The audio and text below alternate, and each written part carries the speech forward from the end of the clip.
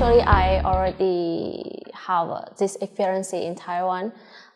Last summer, when I travel in Taiwan, I get the fever and sore throats because the weather in Taiwan very hot, and I eat a lot of ice cream and ice, so I get the sore throats and fever.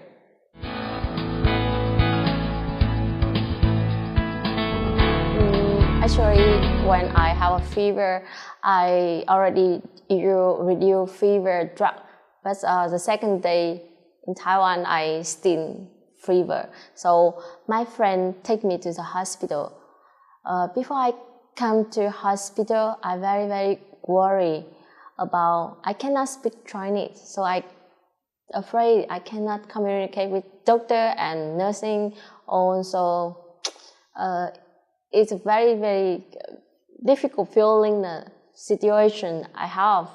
So, but when I came to hospital, I totally impressed because in Taiwan hospital we have a volunteer team. They're very helpful. They help me register. Also take me to some examination department and help me a lot. So I'm more confident. And also doctor and nurse in Taiwan, they speak English very well. So that's helped me so much. And the day before, I feel better. And one thing I very like Taiwan hospital is Taiwan hospital very clean, very clean. You come to a hospital and you don't feel you are in hospital, like you are in some hotel, 5-star hotel. Two major cities where Malaysian Chinese live, which is the north of Malaysia, Penang, and south of Malaysia, Johor. Half of the Penang citizens are Chinese, and the number of Chinese citizens in Johor has always maintained at a rate of 30% and above. With national health insurance in Taiwan, people who held the card will no need to spend a big amount of money to visit a doctor, as it is primary medical insurance. On Malaysia, although it does not have NHI system as in Taiwan, Malaysia relies on its rich natural resource to support the medical welfare. Citizens who age 60 and above will no need to visit the doctor in hospital. And citizens who age 60 and below will need to pay for $1 ringgit of Malaysia, which is less than 10 new Taiwan dollar, which costs the citizen to bill less than citizens in Taiwan.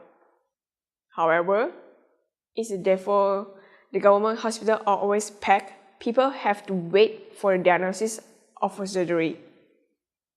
People who does not want to wait when they visit the private hospital in Malaysia, private hospital does not release any subsidy from the government, unlike in Taiwan. Private hospital can apply for subsidy from government through the NHI. The income of private hospital in Malaysia are fully charging the patient, thus causing the fees to be a lot higher than fees in the government hospital. This has caused medical insurance to be very common in Malaysia.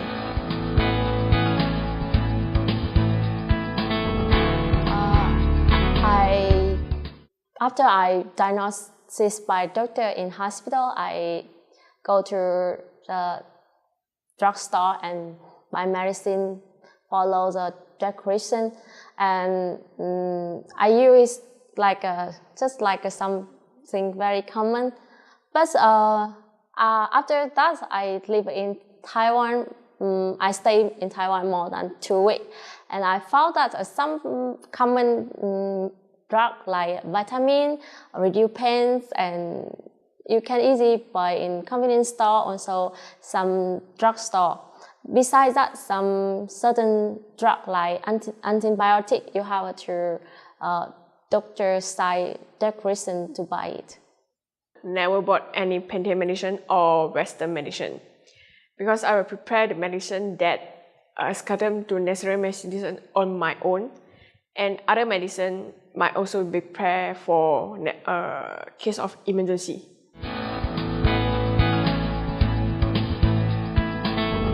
With NHI in Taiwan, people can register or schedule an appointment online, but in Malaysia, people have to register on the spot or wait for the calling of their number, and the fees will then be decided based on the state of illness and the doses of medicine prescribed. In general, we'll bring some painkiller, antiemetic to stop vomiting or nausea, antibiotic, and effervescent tablet.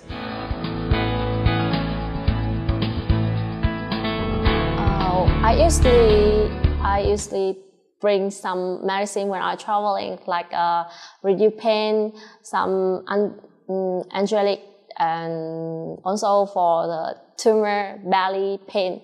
But actually, when I travel with my mom, I will take some like car sick or plane sick drug from my mom.